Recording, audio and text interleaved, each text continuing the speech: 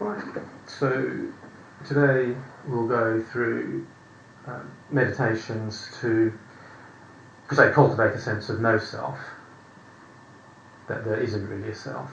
So that's the opposite to what we did last week, where we tried to cultivate a sense that there is a self. So it'll be interesting to find for exactly the same sort of probes, questions, how you feel about things as we go through this. The first set of these, the first half of the meditations. Remember last week I drew from a couple of different sources. It turns out to be the same this time as well. So the first half is drawn from the early Buddhist suttas, and I've tried to turn them into meditations. I mean, the suttas are sort of poetical and don't exactly tell you how you should meditate. So, but I've drawn from them and the arguments they have for no self. So this is pretty directly original suttas from 500 BC, best we know. And then the argument is elaborated, again I've drawn from a Tibetan tradition, in the second half from the Gelug or yellow hat sect, which is the Dalai Lama sect of Tibetan Buddhism.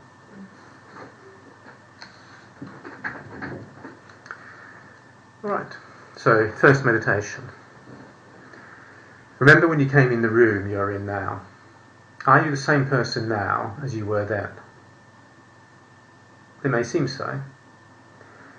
In fact, it seems, in some sense, we are the same identical person. Of course, things change about us, even over small time periods. We learn new things and so on. But is there a you that remains identical, an essence that makes you you, that persists over time?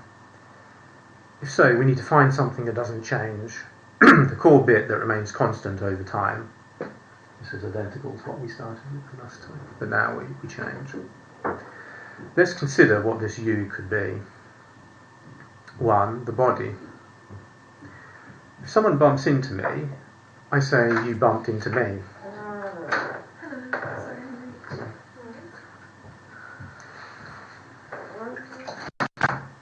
We're just going through a meditation, only just started, so it's okay. So we're talking about the things that could be you. I'm just going through a list of things. And the first one that could be you, the real you as it were, is the body. I often treat my body as me, but bodies are always changing. Every month our skin is completely replaced. Blood replaces itself every few weeks. Bones replace themselves about every 7 years. We now know even neurons not only are destroyed throughout your life, but they can be generated too. And certainly the connections between neurons are constantly changing every second, even as we sleep. So every bit of your body is constantly changing. So what else could you be? 2. Feelings. When I feel in love, I act one way. When I feel blue, I act another. Is there some feeling then that remains in the background that is the constant me? But feelings change all the time, just according to how my body makes contact with the world, e.g. a soft touch, or my mind with ideas.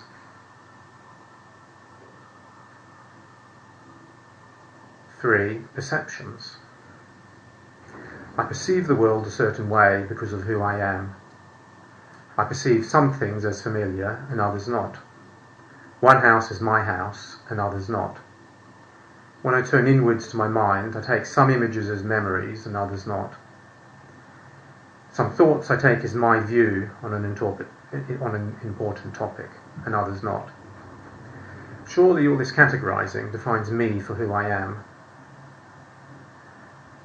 But all these perceptions and views are constantly changing. What I perceive depends on coming into contact with a changing world. How I view things depends on a past history, a history that keeps adding to itself and is therefore changing. Consider how your views have changed over the years, how new things have become familiar, how different images have become memories.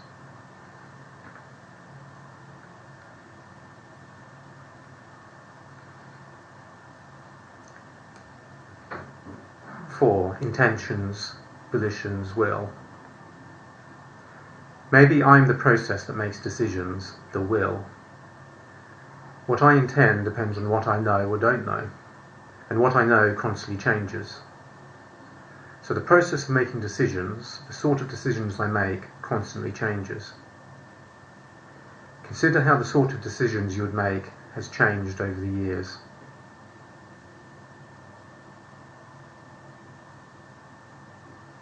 Finally, 5. Consciousness. Seems I might be the awareness or consciousness that integrates all this information, that is conscious of all the above mental states. But consciousness is always conscious of something, namely of body sensations, or of feelings, or of perceptions and thoughts generally, or of intentions and volitions, the things we just talked about. And if all these things are changing, then so is consciousness. Now let's run through these 5 categories and consider how they are always changing. Start with the body. Just spend some time considering how your body is constantly changing.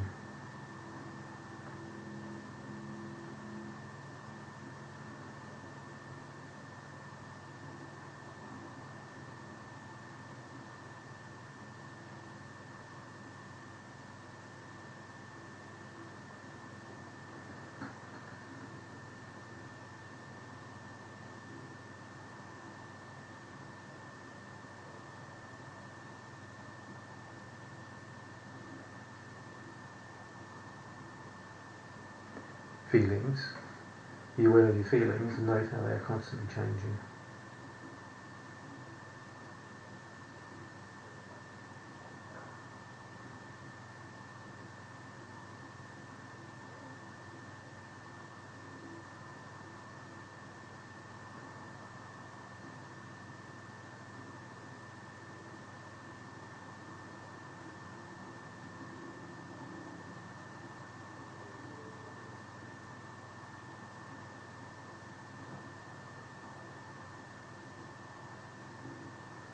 Perceptions.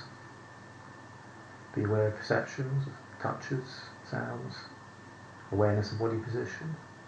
Note how your perceptions are constantly changing.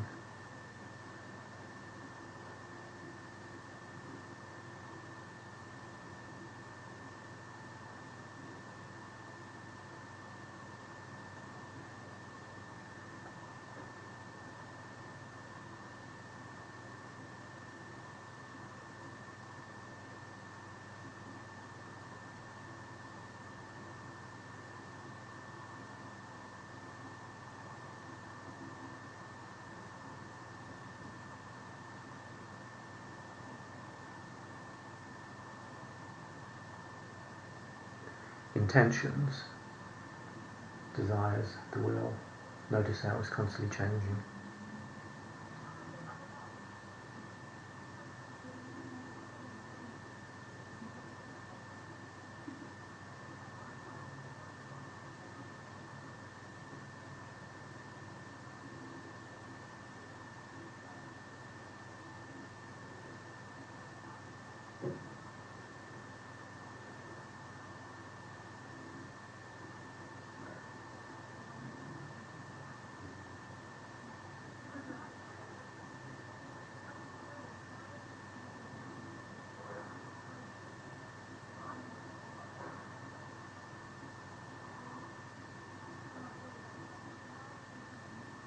And consciousness.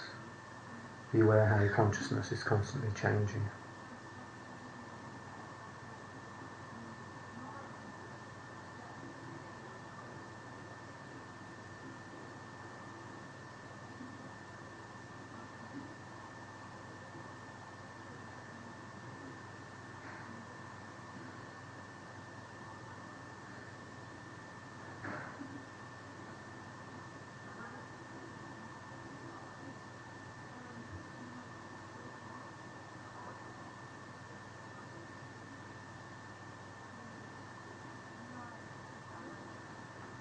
Okay. The question is, to what extent is there a part of you that does not change?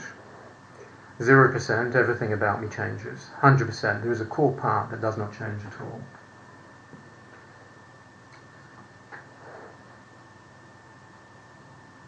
empty. I was also lobbying for this last week, so I'm going to stick with my opinion. Yeah.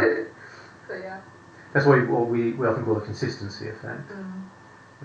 Where a person wants to stick with the judgment they gave before. Well, it went up to the 80s. It did, yeah. So just going back to my benchmark. You're going back to your benchmark, yeah. Yeah, I'm going to start off at 100. Yeah. But we'll see. Yeah. Great. I feel like when you mentioned the last few things, everything I felt like was changing except my consciousness. That I feel like remains the same whilst everything else changes. Yes. So what do you think of, and this is Buddha's argument, that consciousness is always conscious of something, and that's always changing. Right. So what is left that isn't changing? So like the way I think of consciousness is like something that the soul emanates. So like I don't want to go into a really long explanation, but like I've read a few bits about how we have 3 types of bodies, and like the body we feel sensation on, that's our material body, then the subtle bodies, which is made up of mind, intelligence, and ego. That is always changing because like we change our desires, what we like, what we don't like. And so the body's changing, the mind's changing. Yeah, and the astral body, which is the soul, and it's I read that it's made up of pureness, and that is your like real consciousness, but usually we're not aware of it. So like I mentioned, I think fascinating, like the meditations I've been trying to do every day. Last 6 months, like I've tried to focus on bringing back that original consciousness. I feel like it doesn't change. Like so there's a belief that you have that it doesn't change, and you need to find it, or is it an experience that you have that it doesn't change? No, not an experience. It's like how our bodies are changing from like when we were 5 years old to how we are now when we're old, when we die. But one thing that we feel like is me always remains me. And that I think is the soul, which emanates this consciousness of just like bliss. But usually when I say, oh, I'm conscious of something, I don't mean like material things that we can feel and touch. Yeah. But yeah, does that make sense? Yeah, so that is a traditional thought. But Buddhism defined itself as the no-self position in contradistinction to that sort of position. Yeah, good. Okay, so we'll carry on with the next one.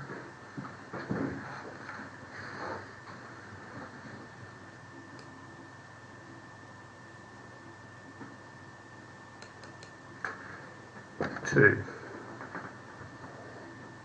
It seems that we are a self that is not just some part of the world, but separate enough from the world to act on it, to be different from the world. There is a boundary between us and the world, a boundary making us us. Within us is the true self, not made of the world. Outside is different, outside is the world, made of worldly stuff. The body is bounded from the world with skin, but we constantly shed skin into the world and replenish it from food we take in from the world. We sweat into the world and replenish with water from the world. Every second we breathe in atoms and molecules from the world and breathe out to the world. The boundary between us and the world leaks. It is porous. Maybe that boundary is an illusion. For example, consider when we put food in the mouth, it is now part of us. We spit it on the plate and it is disgusting, not part of us. A few inches movement, nothing has changed chemically. But the chewed food can in an instant go from delicious and part of us to disgusting and alien to us. So this must be a trick of the mind. There is in reality no absolute boundary between the world and the body. How could the body bits within the skin be us? The whole body is made from the world. It is constantly made from the world. Every second it replenishes itself. Bones replenish from the hard material of the world like minerals. Blood from liquids, cells from proteins, and so on. We give heat into the world and take heat from the world. We take air from the world and give it back to the world. The body is a heap of different worldly things. It constantly exchanges things with the world. It is made of world stuff. Spend a few minutes running over how everything that makes you up is made from the world, from the same stuff as the world. Your breath, your liquids, your soft stuff, your bones.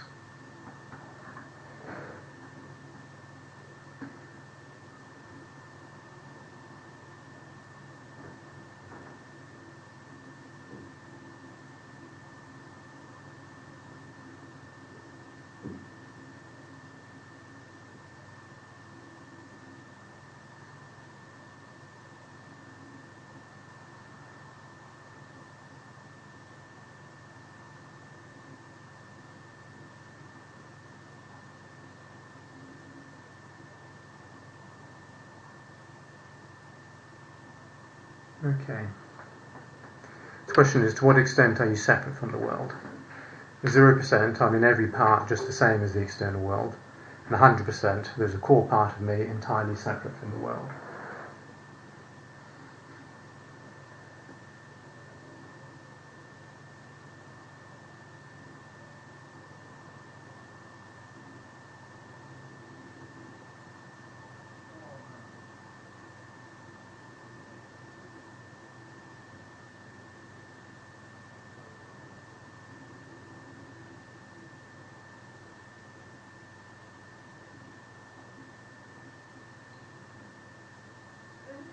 Like about 65.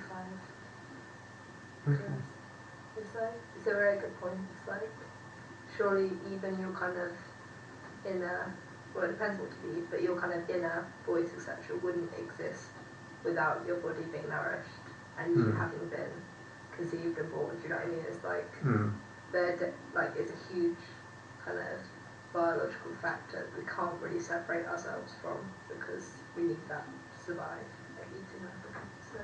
Yeah, and there's even the perspective that, even your inner consciousness is part of a collective, and we are all kind of just experiencing different points of... Yeah, so it'll be a different take from this particular one, which was looking at it in a physical point of view. But yeah, that could be another view, which could relate to Da Vinci, is that the name? Yeah, Da Vinci. Yeah.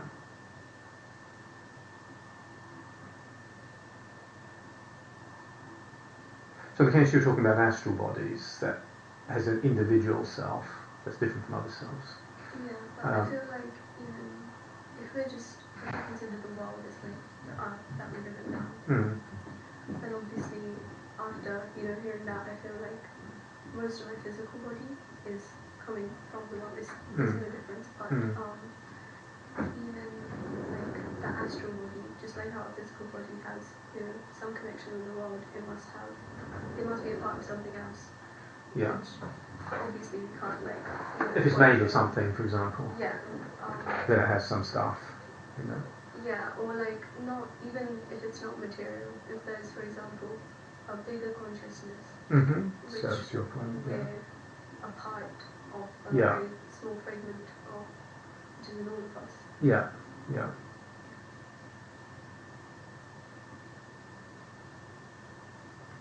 This, by the way, is one of the body scans. Do you know the body scan? Yeah. Mindfulness people do.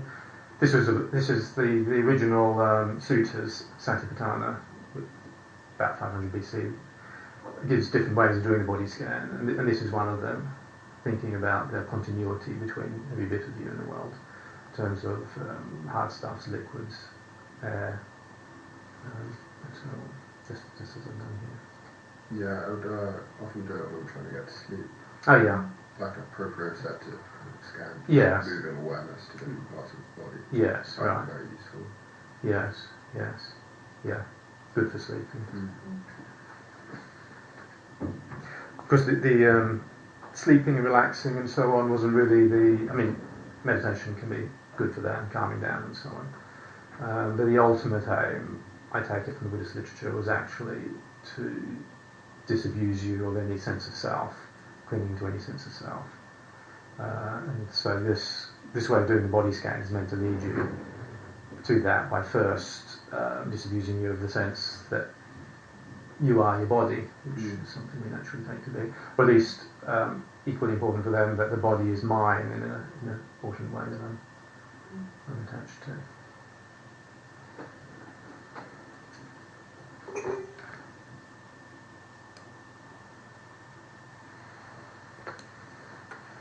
Three. Do you have parts? I mean the real you, the unchanging you.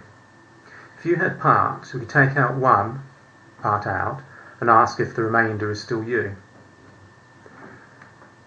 Think about each of these things that could be you. The body. The body is a collection of many parts. Are you really all those parts? Everything under the skin? It doesn't seem like you are your leg. If you lost a leg, wouldn't you still be you? Any organ bar the brain can be transplanted. So if we're not these organs, because we remain us even if they go. So maybe you are your brain. But many people have brain lesions, that is damage, or they lose part of the brain. Given that they do not lose the very lower regions of the brain that keep us conscious at all, such people can still feel they are a person, an I, and in some sense the same I from moment to moment. People have lost one hemisphere, half of their cortex, and still consider themselves to be the same essential person as they were before, even if their personality has changed. So the brain is a set of parts, no one of which can be you.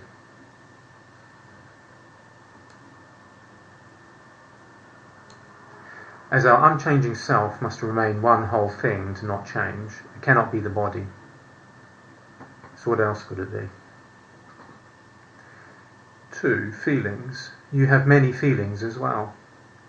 If you reflect on the pleasant, unpleasant and neutral feelings you have now, maybe you can identify a number of them. But no one of them is you, as you could get rid of any one of them and still feel you were the same you. As this unchanging you must remain one whole thing to not change, it cannot be feelings. So what else could it be? 3. Perceptions. You have many perceptions and views or thoughts at any one time.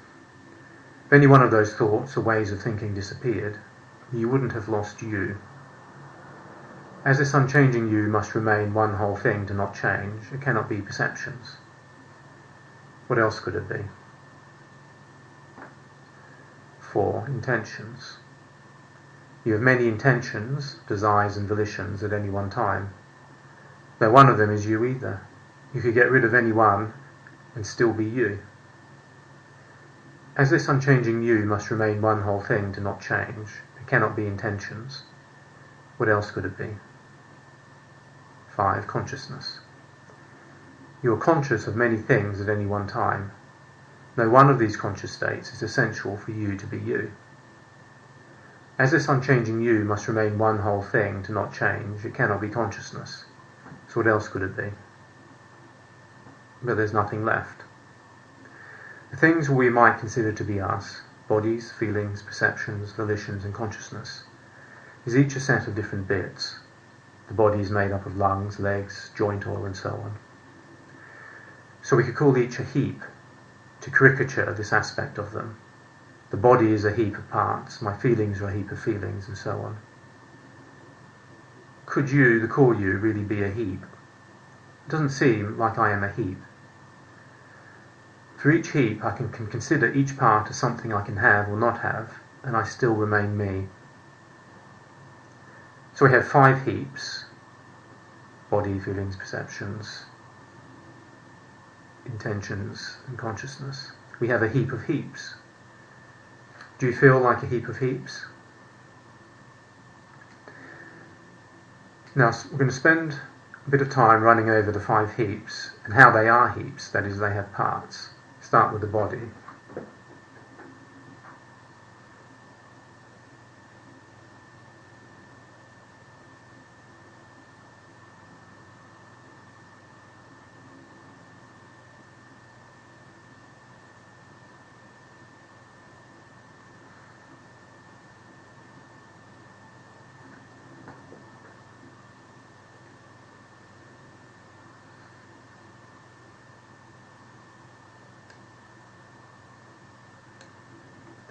Now feelings.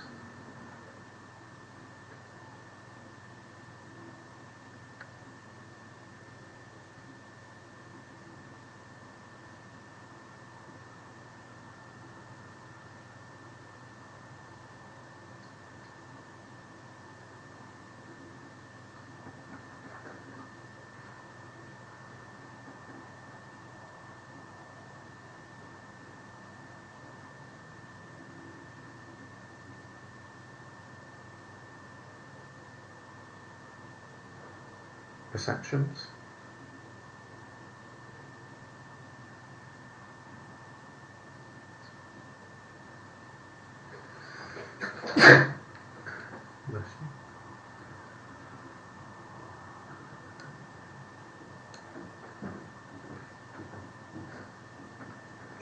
Volitions.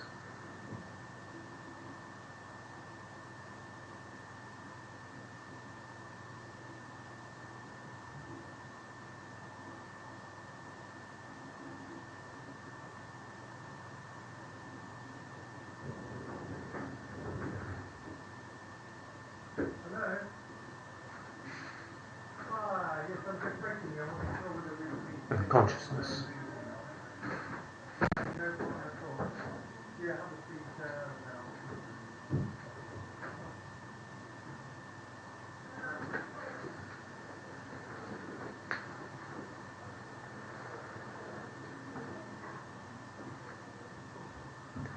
Okay. So there is a me that cannot be reduced any further. That's the question. What's the statement? 0%, I'm a heap of parts. Bits of me can be taken away or changed. Or 100%, there is a core me that cannot be changed.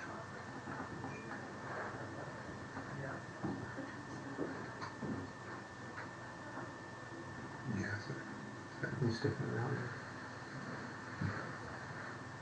you? Yeah, I feel like I didn't like reduce my sense of like being a unified thing. It's just like it's all those parts of conjunction that make up you, and like it means that you is still like a singular kind of unchanging thing, but like it's just But each not of them so are changing. abstract.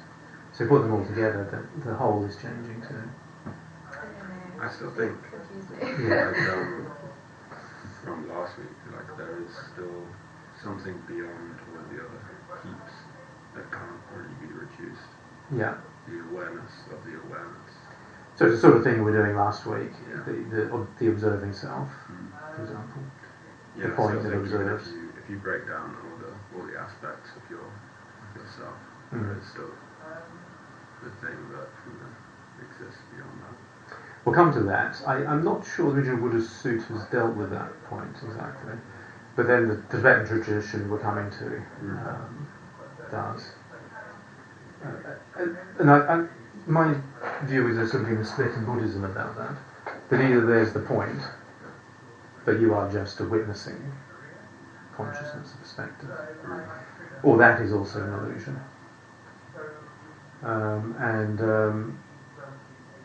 So the lecture I gave, I tried to argue that was also an illusion.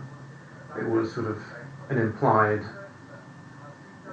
content of our perceptions, but it didn't actually have any existence other than each mental state implies a perspective, just like an image implies a perspective on it. But that doesn't mean that that perspective on it is, in any sense, sort of substantial or real, above and beyond the image that sort of implies that has as part of its content. Yeah, that's interesting. Yeah.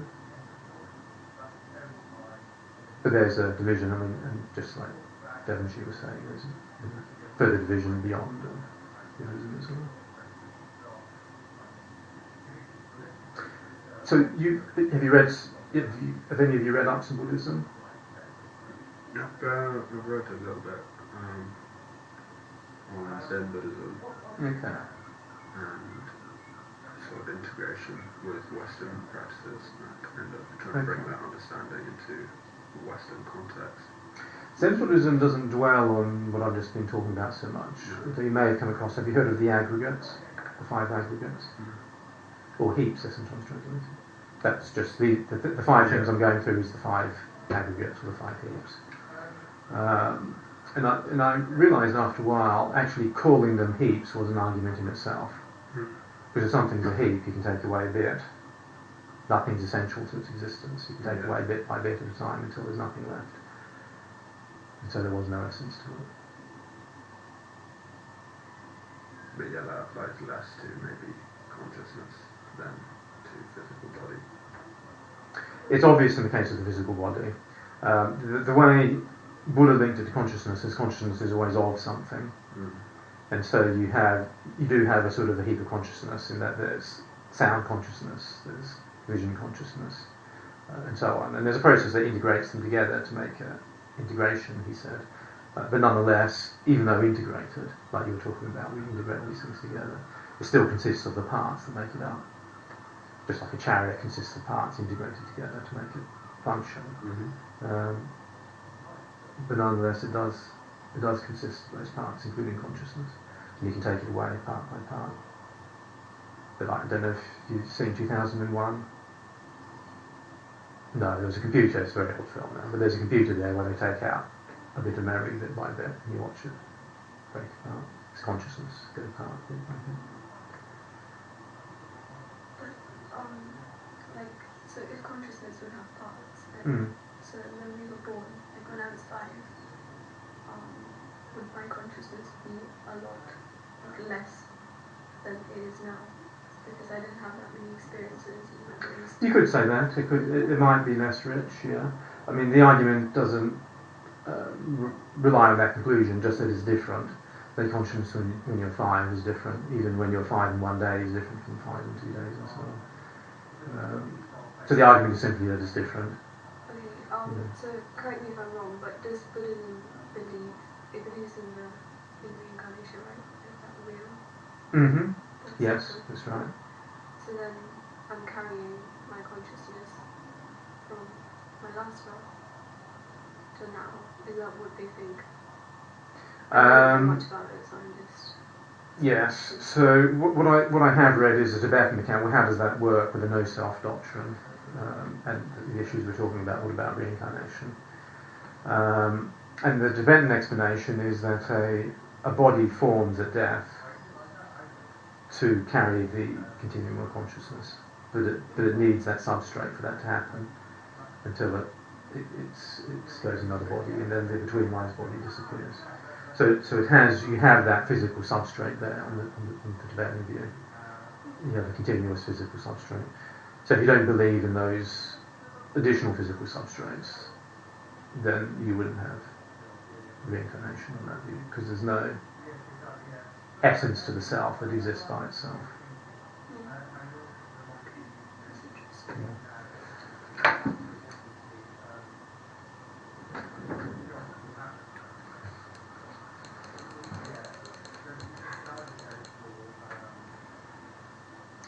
Okay, 4.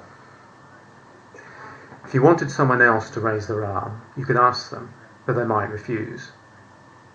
I can't just intend for Agatha to raise her arm and then for it to rise. Yet typically my own arm rises when I will it. In sum, I can control bits of me more easily than bits of other people. So myself is what I can control. And when I can control things, I can get rid of problems. My arm is uncomfortable, I move it. And without problems, I'm happy. So what is there that we can control, that we can therefore get rid of problems, and can thus be a source of happiness? Answer this, and maybe we've found ourselves. As in the example of raising my arm, I have some control over my body. But when I look further, the control over the body seems less than ideal. I may even wish to lift my arm when sometimes I can't, because of a torn shoulder muscle or simply tiredness. I can't reliably move my arm in just the way needed to perform a certain dance movement. There are many aspects of my body I can't control. I might wish I was slimmer or broader, fitter or more padded. I may wish not to be ill or in pain. In fact, at any one moment there are always problems with my body in some way, because I cannot control it. 2. Feelings.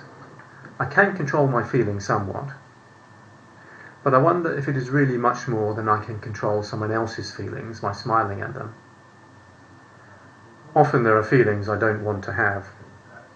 Try as I might, I can't reliably make intense, pleasant feelings come and then stay. Nor can I simply will away unpleasant feelings like pains. 3. Perceptions.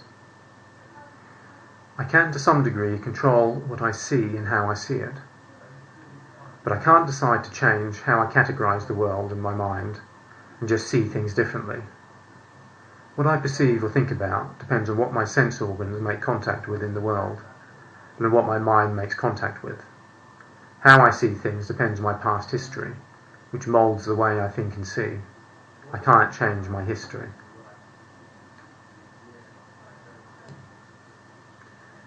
4. Intentions.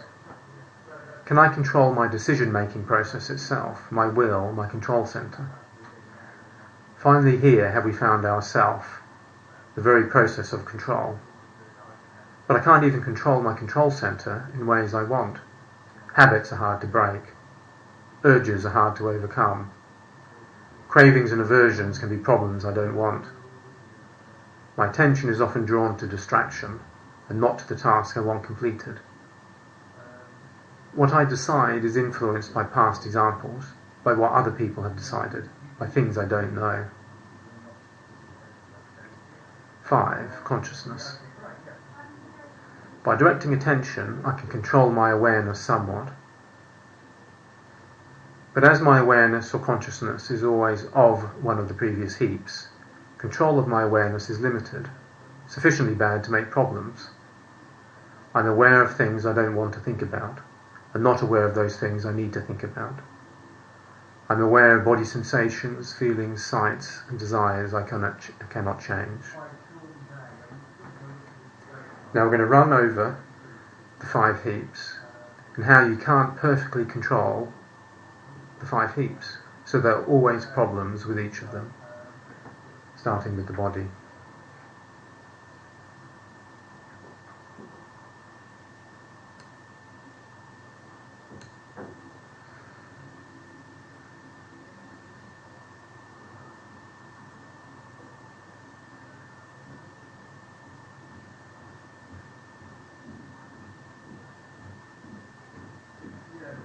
Now feelings.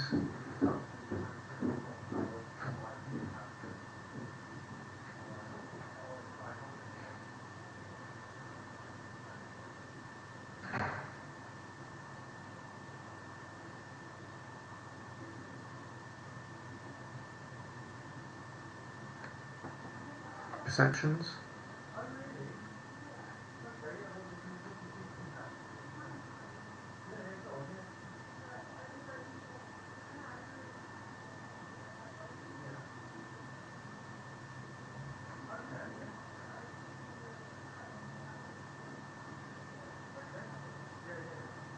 Intentions.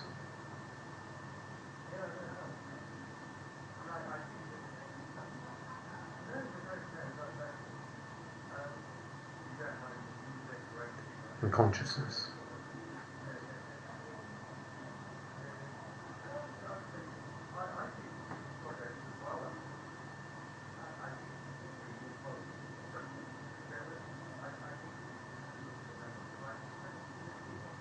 Okay. To what extent is there a part of you that you can always control? 0%, there's nothing about me that I can control. 100%, there's a core part that can control itself.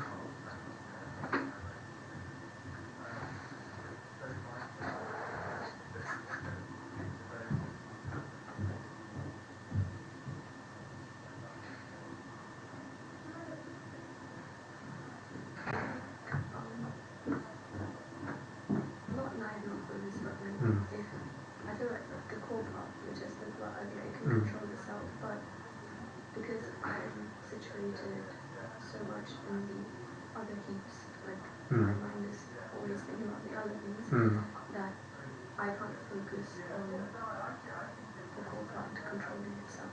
It's controlling itself. But Are you aware of it controlling itself? exactly, yeah. So I'm not aware of the control itself because Okay. I'm focusing on other things, like maybe my feelings. Mm-hmm. That's controlling itself. So Okay. it would be good if I could, the whole aim would be to focus on that. Mm-hmm. So then I feel like I'm in control. Okay. Does that make sense? Yeah, I mean that was the notion. I mean, this is one of Buddha's key arguments. That was a notion I think Buddha was responding to. Took me a while to digest what control has to do with the self, but then okay, it does make sense, and I'll try to express my understanding. Because he thought yourself should be pure happiness, like you said, and it should have perfect control. And I guess the intuition for that is we do seem to have control over ourselves in terms of our bodies more than other people's bodies. So the closer you get to the self, the more control you should get. And so that's the intuition you have, that if you shrink to that, I don't know, point or whatever it is, there'll be perfect control and perfect happiness. So then Buddha asks us to consider all the things that enter our experience.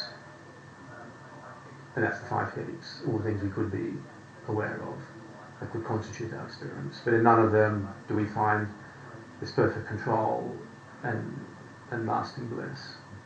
But there's nothing left, was his argument. So he was arguing against, I think, your position.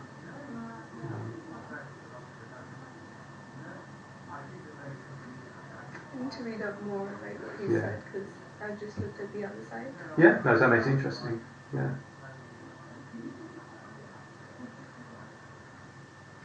I feel like I'm a bit 50-50. Mm-hmm. Like, I think these meditations have had way more of an effect on my self-concept than the last ones. Mm-hmm. But also they take it so to the other extreme. I feel like I'm pretty certain there is a kind of unified thing as well. So Mm-hmm. it's trying to work out where the balance is between do you Yeah. know what I mean? I don't know. I'm glad I confused you. Yeah, I'm relatively confused. Yeah, don't worry. Yeah, control is an interesting thing. It ties into the idea of free will, determinism. Yes. Yes. Volition. Yes. That's right. Which obviously does a lot of research into psychology. You can always take a step back and look at when you made a decision, but what influenced that decision, and do you truly have 100% control over the things you do? And there's a lot of convincing elements that you don't really. But this idea of a core self that has complete control. I'm still not entirely sure. Because I think of the dreaming self sometimes. Because that is you, it is you when you're in a dream. But obviously minus the physical body. Yeah. You leave that behind. And even in those situations you don't have control. You just stuff happens and you experience, even in kind of lucid states. Yeah. I mean, the whole reason lucid dream is interesting is because stuff happens you're not controlling. Yeah. It's fascinates me. Yeah, I used to be super into it when I was a kid, to the point where I would induce sleep paralysis by essentially meditating in a still position, lying down until essentially your body falls asleep by you ignore all the signals that your brain sends to jerk your arm or turn over, to the point where your brain assumes that your body's asleep and then shuts it down essentially. So your body goes to sleep before your brain, and a lot of the kind of stuff you experience in dreams you can experience whilst you're conscious in your body. So it's a way of inducing lucidity. Yeah, it is. But it's quite weird. A lot of it can be quite scary sometimes. People that have, loss of control. Yeah. People have unintentional sleep paralysis. As a teenager, I used to, and I didn't enjoy it. Yeah, you can see some pretty vivid, scary things. But one that sticks out to me is I felt you can always feel the moment of when you actually go into a dream, which is something I always was interested in as a child. Like I'd go to sleep and wonder if I would be kind of conscious of that moment when you kind of enter a dream, but you never can be. You always wake up. You always find you're really in the middle of it, and something happening for some time. But I had a moment where I felt like what people describe as an astral projection. Where like I literally felt like myself like lift above my body, and I was like perfectly conscious of it, which was very very interesting experience. But again, even when it is that kind of unbounded self, separate from the body, I feel like there's a lack of control. Yes. 10% of people have out-of-body experiences. Yeah. Not many can have them at will, but some people can. Yeah, no, it's a very enlightening experience. But yeah, it can be quite freaky. Yes. So the control issue, as I was saying last time, that's where the Stoics located the self, the control centre. So that's the difference. Stoicism and Buddhism are fairly similar. They differed in this regard. For the Buddhists, there was no self there either.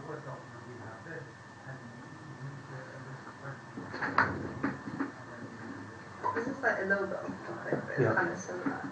Like, so I'm like a really bad sleep talker. Like, I literally every 5 minutes I'm saying something while I'm asleep. But it's incredible because my boyfriend can have a full, like, actual discussion with me, and it makes full coherent sense for the majority of it. And it's like, that's an example where I am fully like unaware of that, and I generally I wake up with like a memory of the dream I have, and it is completely unrelated, so I don't know where that's coming from at all. If not, have you ever woken up while you're sleep talking, so you can catch exactly what you're experiencing beforehand? Unfortunately not. I used to have an app which records it, which provided a lot of entertainment for my friends. Yeah. Some wild stuff, but yeah. It's just like, it's interesting because it's so unconscious. It's like, how is that happening when I'm also partially conscious of the dream? It's like, and the dream is a different set of things. Yeah, I know, but it's just like, and it's just weird. Yeah. It's kind of unexplainable. Yeah. Okay.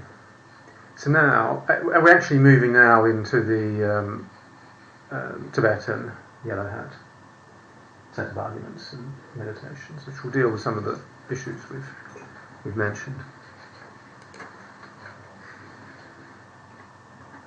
5.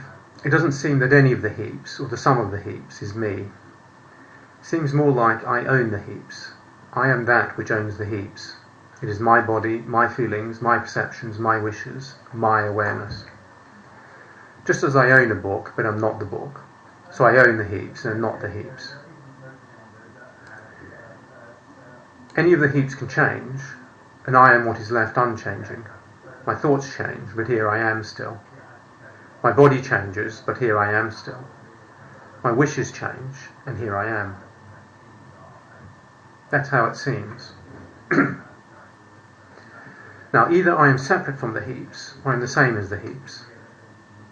I cannot be the same as the heaps, because I own them, and the owner is not the thing owned. But if I was separate from the heaps, I could be found apart from the heaps, but I'm never found apart from the heaps. So how can I be separate from them? How could I even know I exist apart from my experience? And yet the heaps are all my experience, and I am not there. Meditate now on the idea that either you are separate from or the same as the heaps. It must be one or the other if there is a you.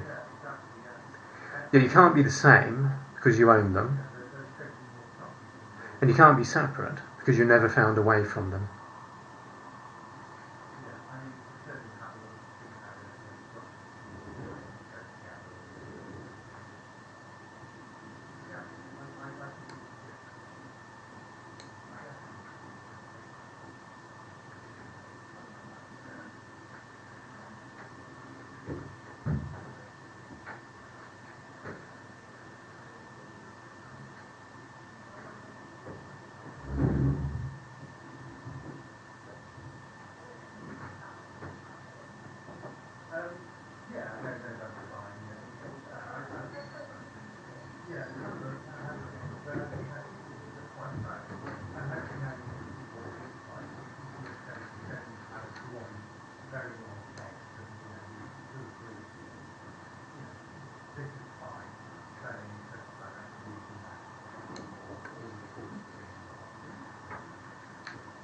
Okay. So that, as I say, that goes a little bit beyond the suttas, except the claim, how could I even know I exist apart from my experience? So we somehow have to locate ourselves in our experience. So that was Buddha's original argument, that we're not any of those components of experience, so there's nothing left. So, but the more sort of the paradox, logical paradox presented to you by this argument comes from the Tibetan tradition. Tsongkhapa in 1400 put this forward as a meditation, became part of the Yellow Hat sect. So the question is, to what extent are you an unchanging core that owns experiences? 0%, there is no unchanging core that can own experiences. And 100%, there is a core that does not change at all that owns experiences.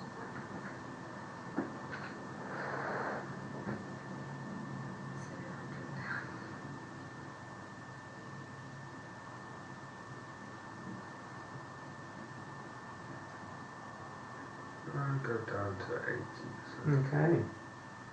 Chipped it away a little Yeah. bit. I think just the idea that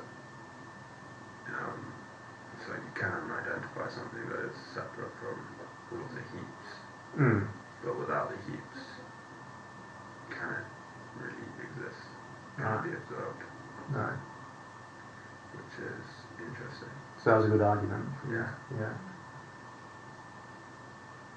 Yeah, it's like a tree falling in the woods with none of that. Yeah. How about you? I think I generally agree with the points that you made. Like, it's just like, this has boggled my mind a bit. I should have had lunch before I came in. Like, but I think like there's definitely like a sort of I feel like there isn't like a distinct like thing separate from like the heaps or whatever, but also I don't know how you'd be able to verify at all without any of those 5 heaps, and also how anyone else could, it's kind of like unfalsifiable. Yeah. Yeah. It's unknowable. Yeah. So it's quite abstract. Yeah. Yeah. It's hard to picture something without those things contributing. Right, without experience. Yeah. And that was Buddha's original argument. We only have our experience. It is not found in the experience. Yeah, I think that's a really good point that you made. Like, how would we experience everything else? Like, how would you experience consciousness without having anything else? And I like that one thing that still, like holds me back from going down from 100% is that I feel like my consciousness personally was just as it is now, as it was 10 years ago, and that will be later. And that's the illusion, you see. What the Buddha calls the illusion, anyway. Yeah. So the question is that. So yeah, this is how we feel. We all feel that way. I think. Anyway, I think we do. Yeah. But is it based on anything? I don't know, like, I don't know any details on this. I don't even know if it was a study, but I know that there was like some Tibetan meditation that these basically monks used to do, and they, in their culture, they believe in a place called Shambhala. Shambhala, yeah. Yeah, and there was like literally, I don't know how, but someone like took pictures of a monk. He was meditating for days, a lot of days, and then he became like so small that he could fit on his chair. His body became that small, and then at the end of his meditation, he's still living through all of this. There's a point that where they say like we see his soul or consciousness or whatever that is shoot out, and it goes into Shambhala. So this thing, like this idea of reincarnation and like remaining the same throughout, whether I have this body or another body, or if Shambhala, like Shambhala isn't a place according to them where you have a physical body. So, but they still have that like subtle body with them of mind and intelligence. So if you can see it, then it's made of energy and stuff. yeah, but So it's still a physical body. So it still has, still is constituted by the heaps, in other words. Yeah, but we, for example, as with our bodies, because we only have 5 senses to, like see, smell, touch, with these material senses, we wouldn't be able to experience that because that it's beyond the 5 senses, is what they say. So, yeah. But that sort of approach is sort of, you can postulate more senses, a different sort of matter and so on. But in essence it functions in the same way. You have some matter, some energy, you have sensory processes and so on, so you still have the heaps. So these questions then arise again when you apply it to whatever astral body there is and so on. You can ask the same questions as we ask of this body. So in a sense it just sort of pushes the issues back a bit, and then you have to confront them again in this new environment. That's my personal reaction. So. No, that makes sense. Yeah. I'm just trying to put things together. Yeah, no, great. Yeah, please do.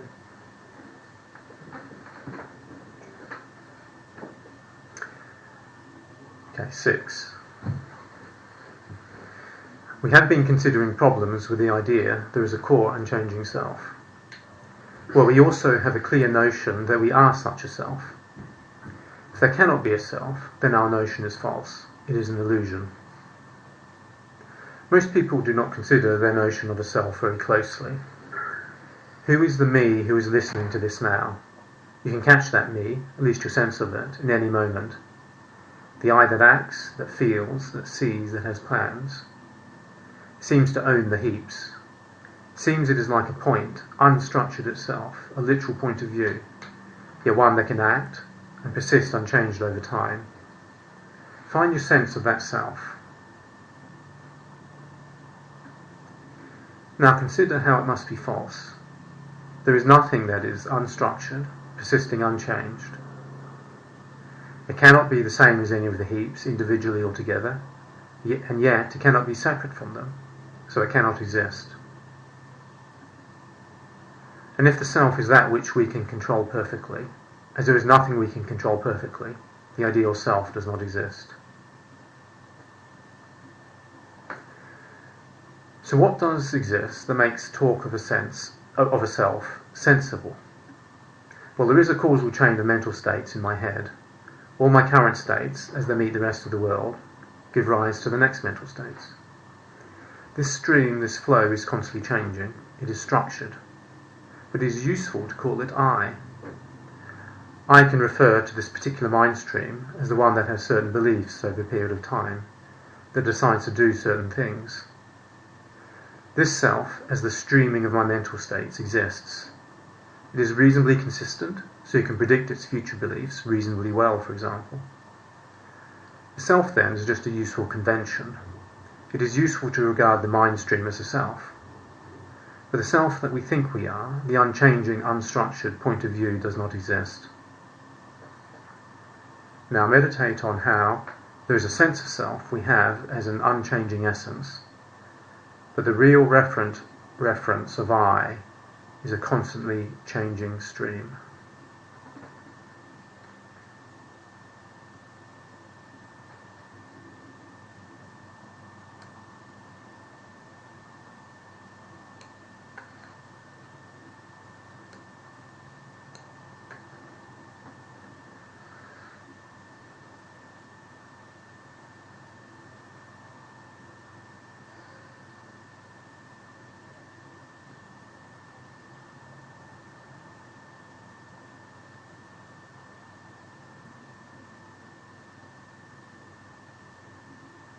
Okay.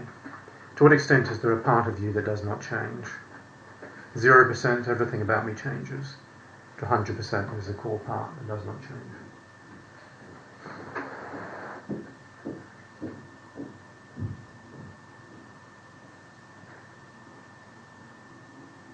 I don't know what the numbers are anymore. My opinion's changed so much. But I feel like that last meditation kind of when we had our first session, I kind of came in with the thought that yes, there's something about me that's stable, but it really varies on context and over time and stuff. So I feel like actually that explanation of a kind of regularly consistent stream that can be like vary and be fickle at certain times, like makes a lot of sense to me in some ways. Okay. That's kind of already how I was picturing, because like I believe that I could predict my behaviour to a certain extent, but obviously it can vary. So that didn't really conflict with my initial thoughts coming into this process too much. But also, even though there's not really many other ways of kind of measuring change in the sense of self, is a very difficult thing to quantify, especially after going through meditation. Because it seems kind of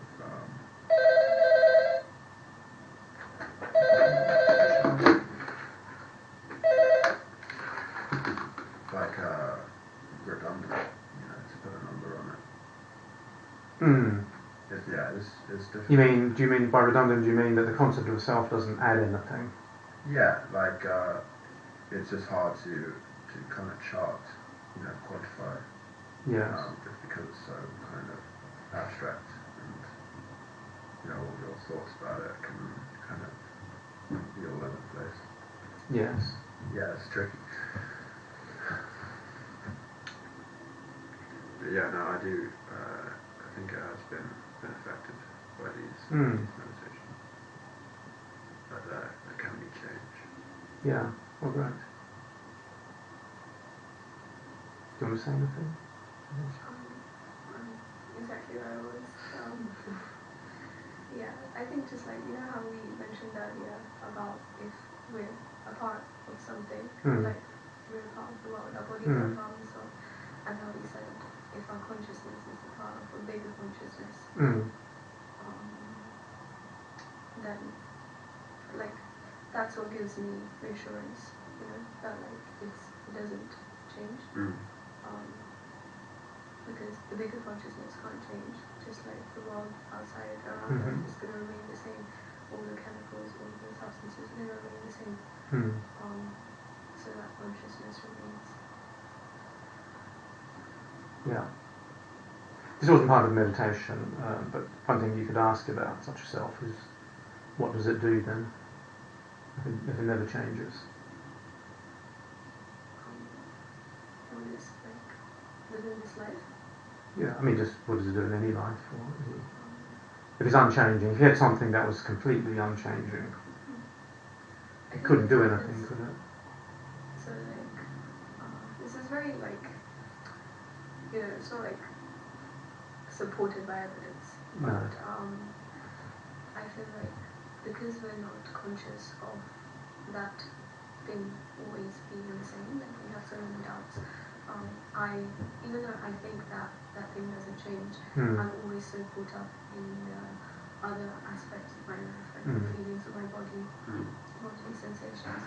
So like, what's the purpose of it? I would say for me, whether it's in this life or the next, is to get in touch with it. Okay. So like, be aware of it. And it's very hard because we're in this material world, so hard. Yes. Yeah. But you could just say that it just is, it just exists and brings about awareness. Each person in different ways, kind of thing. And just whether or not you kind of can commune with it. It makes it sound like something. I know the tradition you're sort of talking about here. It makes it sound like it's something else other than you if you commune with it. Yeah. So there's you and there's it, and there's a communing between you and it. But you kind of have to take it on in order to be aware of the heaps.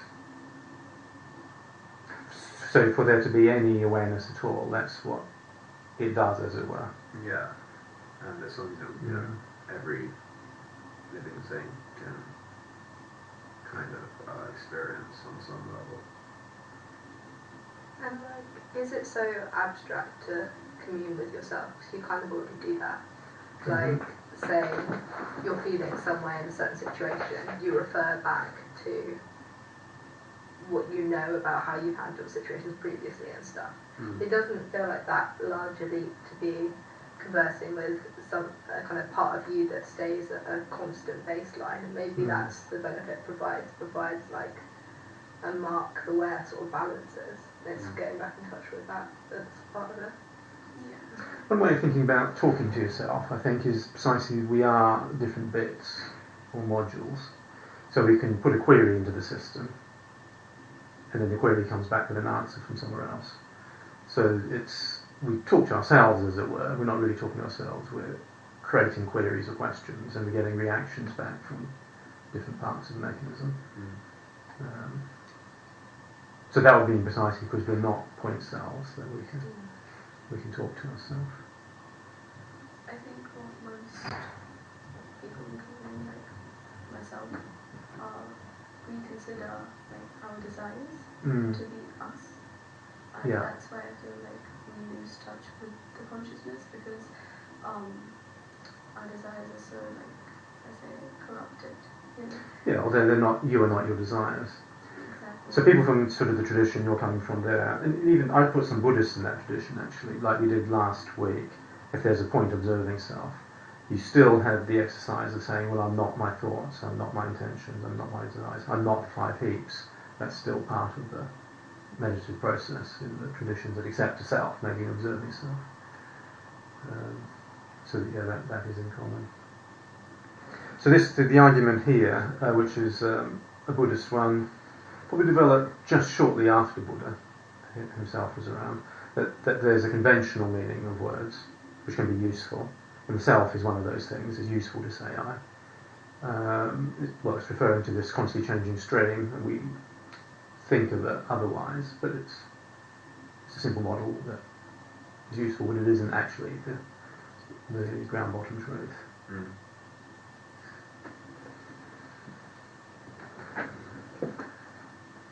Okay, 7. Find the false sense of self that comes to us naturally.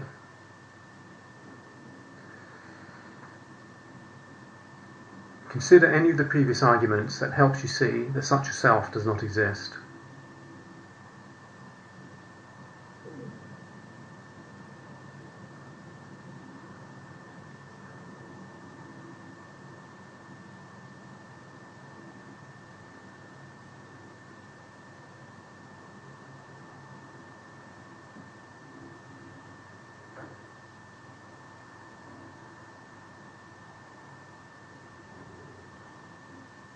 Now find the emptiness that is left when you see the illusory self does not exist.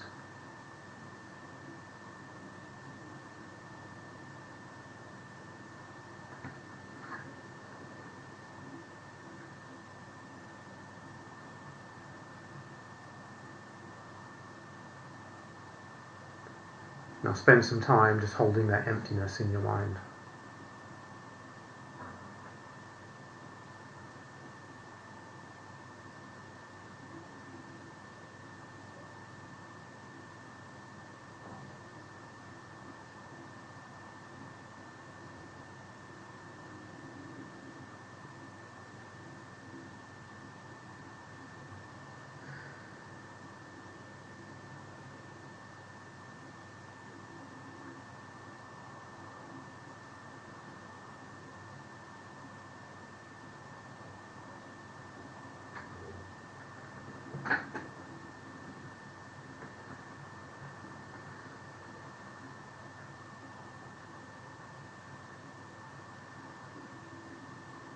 Okay.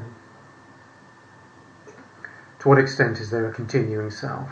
0%, there's nothing that could be regarded as a self that continues. 100%, there's a self that continues.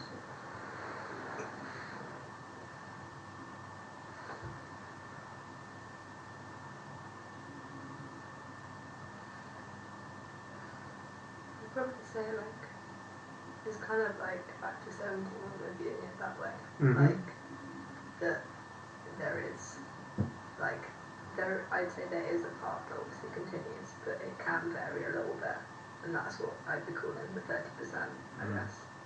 But yeah, it's interesting. It's like what you're saying about the kind of usefulness of identification. It's like it can exist if you feel like it's helpful for it to exist, sort of thing. The sense of it certainly exists, doesn't it? Yeah. Like when you're doing meditation and bring awareness to the awareness itself, it does feel like there is a core self that is unchanging. But again, it's just whether or not you're conscious of it or not. And if you find it useful to identify with the kind of constantly changing self, then do it, because it's an unfalsifiable thing. So, yeah. Buddhism regarded that, by the way, as a root of all suffering. Yeah. So that's why they have these exercises to eradicate that sense of self. So some philosophers say the sense of self is the self. We should make a distinction. So if you have a sense of self, that's the self, and it does exist. Phenomenologists say that, for example. But personally, I think a sense of something is different from the thing. If I have a sense of a dog being there, it doesn't mean there's a dog there. Yeah. So a sense of self isn't for me the self. Yes, I've got a sense of self, just the way we've been talking about. But does that mean there is a self? No, not at all. But yeah, it's just whether or not you want to kind of engage with that sense of self on a more kind of permanent basis. Yeah. Which I think can be helpful for a lot of people. Yeah. So the notion here that you take your sense of self and then consider arguments for why there isn't a self that it refers to. You get this sense of emptiness. Hang on a minute, I seem to be referring to something, but there's nothing. Sort of an active sense of emptiness, as it were. This is how Tsongkhapa, 1400, spelt out what emptiness is and how we should think about emptiness. I don't know if you remember the last meditation last week when we did the Mahamudra. We got that emptiness in another way, which is trying to see what a mental state is and not being able to say what it is, and it seems to disappear on inspection. There have been great Buddhist debates about what emptiness means, and inflamed passions over these different views of approaching emptiness. So that's just a sideline. So this is, if you've been exposed to both notions of emptiness, neither of which were exactly in the original Buddhist scriptures, these are making relevant. But it's a lot of the time it's like the aim to kind of seek that emptiness. Yeah, exactly. So what a lot of the traditions sort of agree on is the aim is to seek this sort of active emptiness. And even in a sense, the non-Buddhist traditions, like the one you're coming from, is sort of a pregnant emptiness, sort of some active emptiness there. One is seeking. Like how strongly I believe this now. I didn't used to, and I've also tried out like meditations or like for months before where I would focus on the no self or just trying to like just identifying myself with nature instead of that consciousness. Honestly, it was good. It was effective. But after a point, I felt like because it comes back to usefulness, like what works for the individual. Because for me, I felt like I was so caught up in the other like aspects of myself that even when I would come to those really strong like feelings of spiritual realization, I can say that I feel like it sounds a bit crazy, but I feel like, I can control this, like, I want this, I'll manifest it, and it happens and it would happen. Then I felt like my desires weren't always, I didn't always know what was right for me. No. And then I felt too much in control. Okay. And then I was like, like I want to not rely so much on my desires. But on that, I didn't know that this thing existed then. I didn't know about it. But yeah, like it didn't work for me. No. Personally. Okay.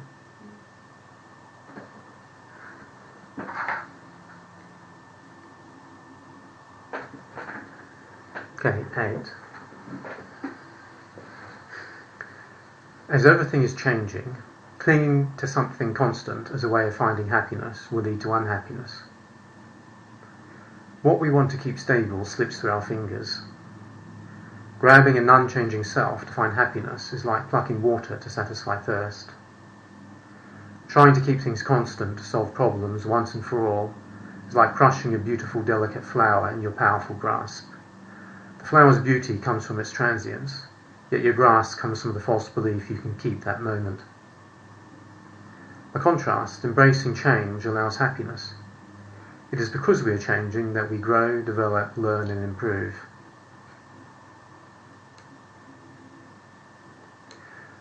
Once more, find that false sense of an unchanging self we have instinctively. Consider some argument for why that sense must be false. See the space that remains when the illusion is taken away and hold it for a few minutes.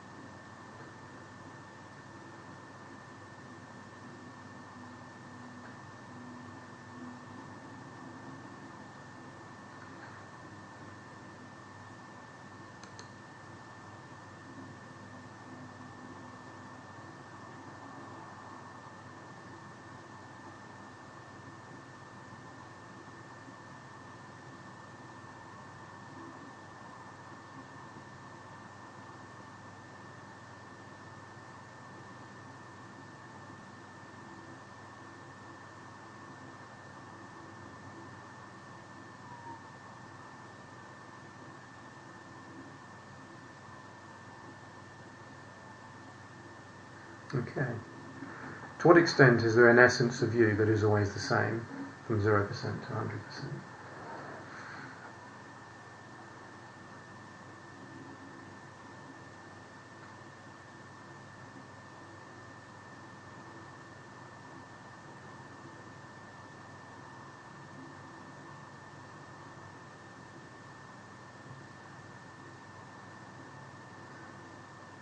I feel like even the wording of the question sets it up to be a bit more ambiguous, like essence of you, rather than some of the other ones have been like there is a unified you.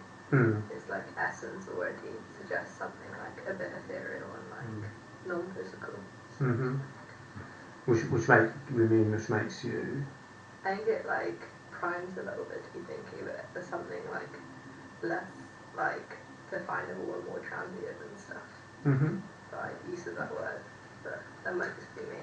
But Remember, these are exactly the same questions we did last week, and that thought didn't occur to you last week. Okay. Lots of things have changed.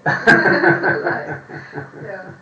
So maybe that's interesting that having been primed, or thinking about meditating on change, you now see the questions differently.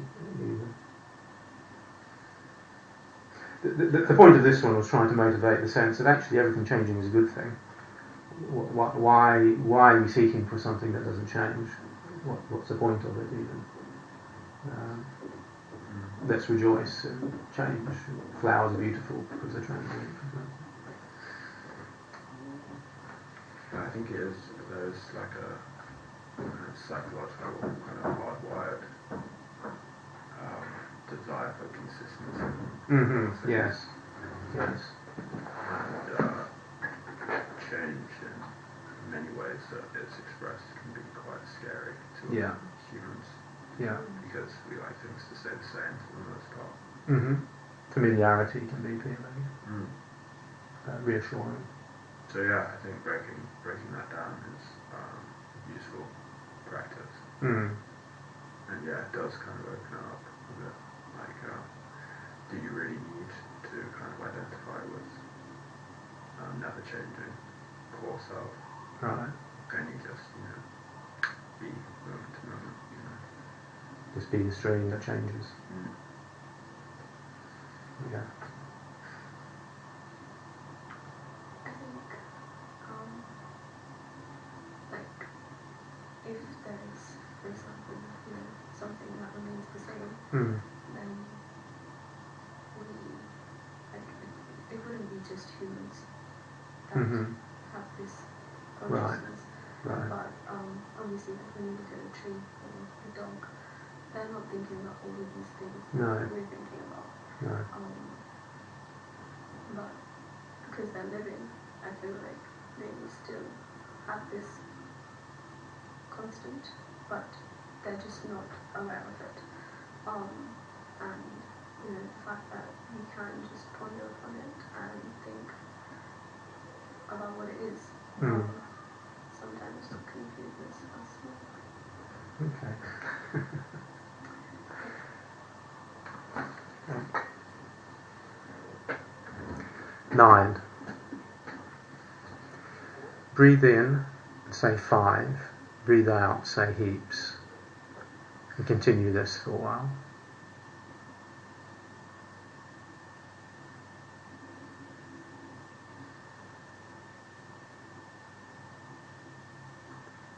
Now as you continue this, imagine the 5 heaps one by one, constantly changing. You could imagine them as a series of flashing lights, the swirling of the lights making a body. Swirling lights in brain regions, making up a brain, making up feelings, perceptions, will and consciousness. But all of this is constant change, flashing lights. The notion of an unchanging self is like this, an illusion formed out of constant change.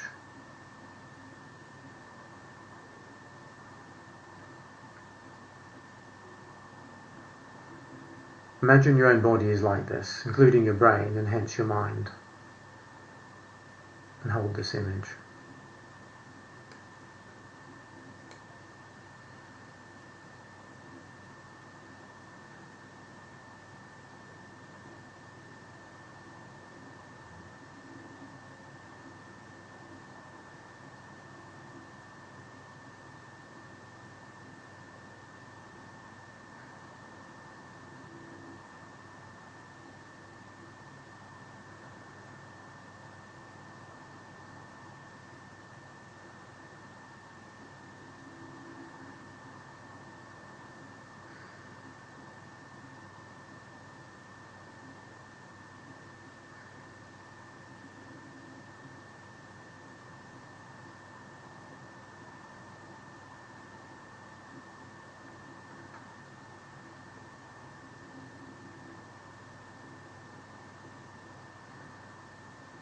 Okay. I can sense the unchanging me amongst all my experiences. From 0% there is no unchanging me, it is an illusion. 100%, I have a full real sense of the unchanging me. I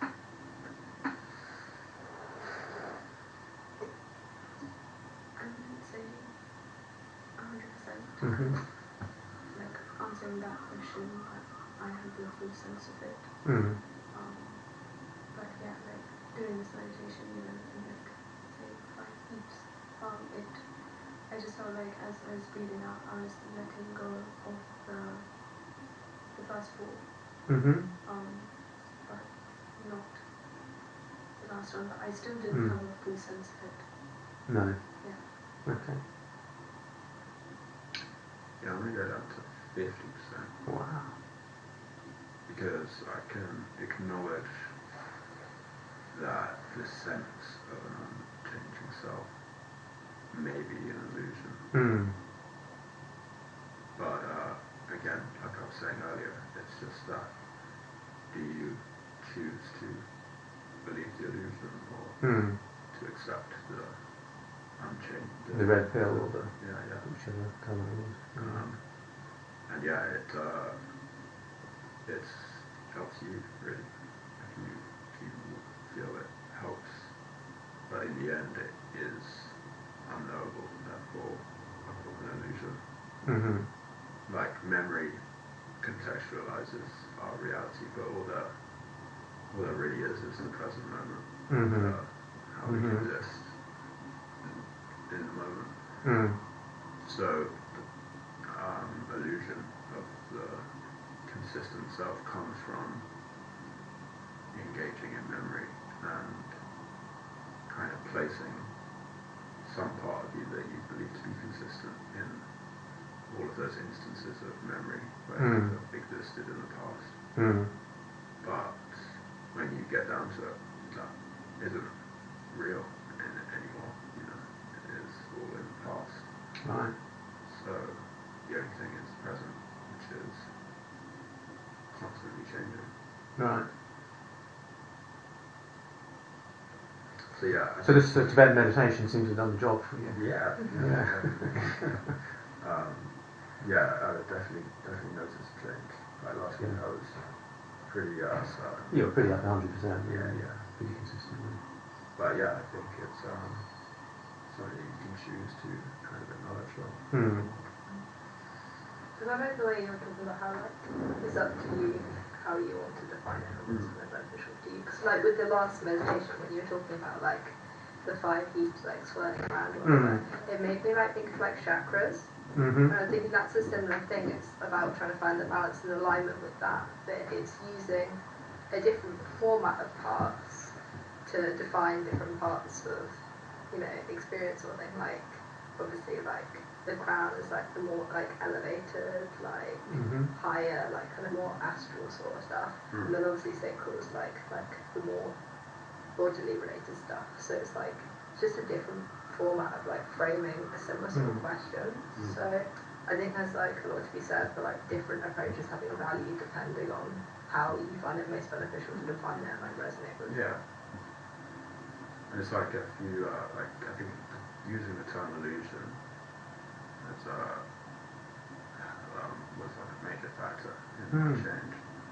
Because like you can watch a magic trick, a magician doing a magic trick, and you can be stunned by it and like search for like how they could have done it, and you can be kind of obsessed with trying to figure it out because you know that there was some sleight of hand, some kind of trickery, some misdirection, or you can just enjoy the illusion and be like, yeah, that was amazing, and not try to kind of seek the kind of meaning behind it. And yeah, I think you can kind of think of a consistent self in the same way, you know. That was an analogy Buddha used, in fact.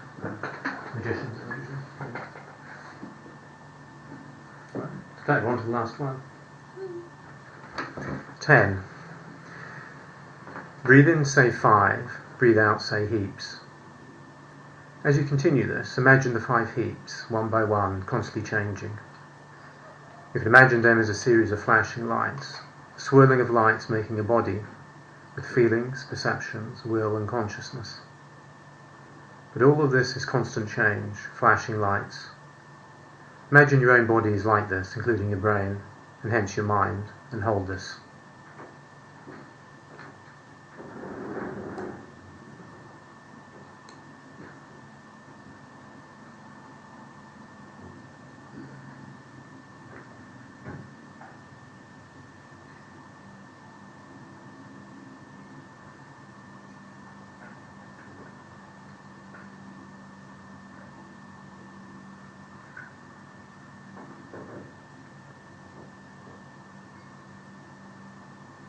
There is no self that we must cling to. Let it go. Lay down the burden. Once more find the false sense of an unchanging, unstructured self we have instinctively. Consider some argument for why that sense must be false.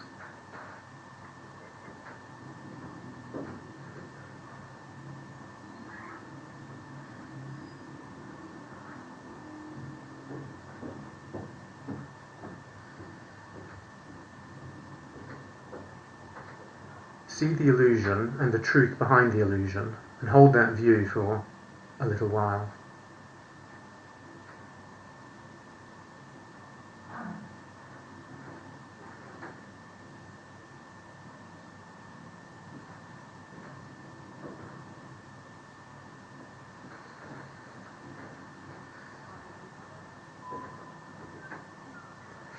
Now see if you can drop the illusion.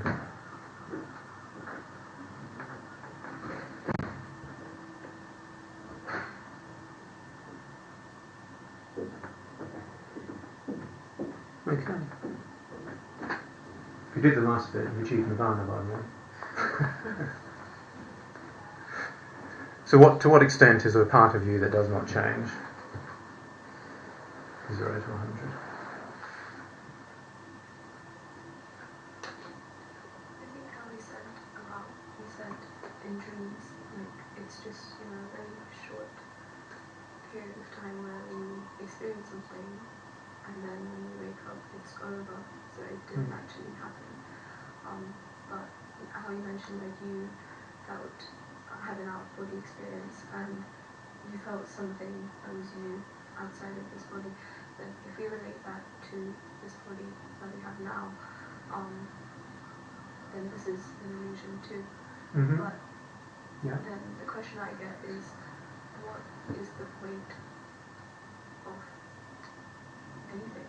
Like, so instead of, how I said in that meditation, instead of a burden that the constant, it feels more like a support for me than a burden.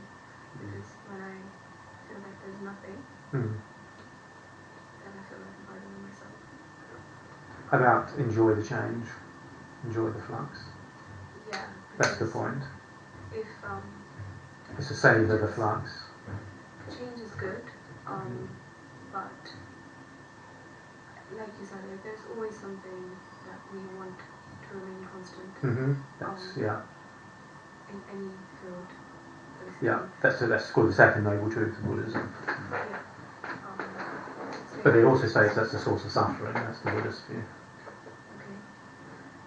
But if that truth is made out of pure bliss, then it can't be burdensome. But of course, I'm nowhere near that point of realization yet. But I have trust. Because isn't one of the other noble truths that there is no escape from suffering? Yeah. Now, the way I sort of rephrase that in my mind, the way that's normally put across. So that's the first one. The way I phrase the first one, there's always problems. So in other words, change always needs to happen directed by something. As you breathe in, you must breathe out. You breathe out, you must breathe in, and so on. So there's always problems. The second principle is that we try and solve our problems. We have an instinctive urge to solve our problems by holding something constant. But this is the cause of suffering. So for me that's particularly evident, although Buddha didn't talk about it, is in politics. People say, if we reach this political system, at last then we'll have done it. In other words, when people try and find a utopia, a political utopia, and hold that constant, then utter disaster happens. And the reason why it happens is you say, we found the solution, this is it, we must keep it there, and anyone who fights against it is the enemy, and so on. Yeah. But that's never the political solution. It's never the solution to anything, to try and hold it constant. Because whenever you solve a problem, you've created a solution as a new problem.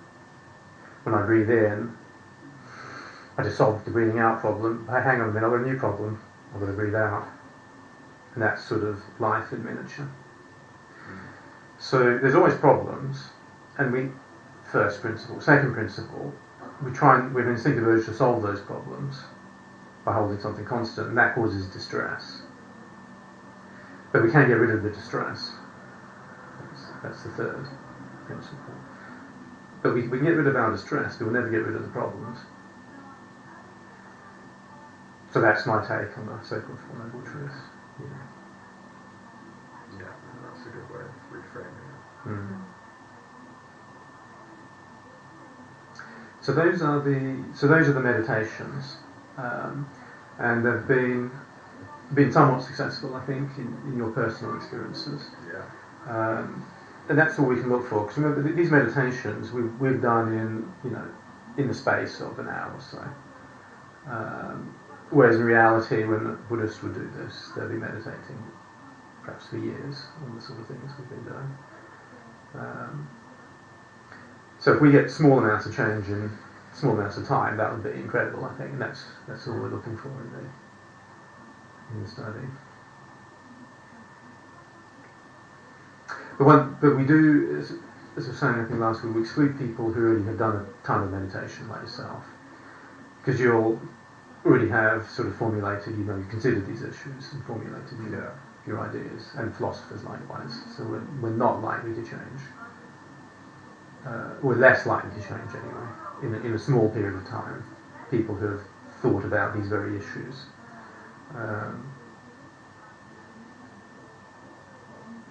So does that how do you kind of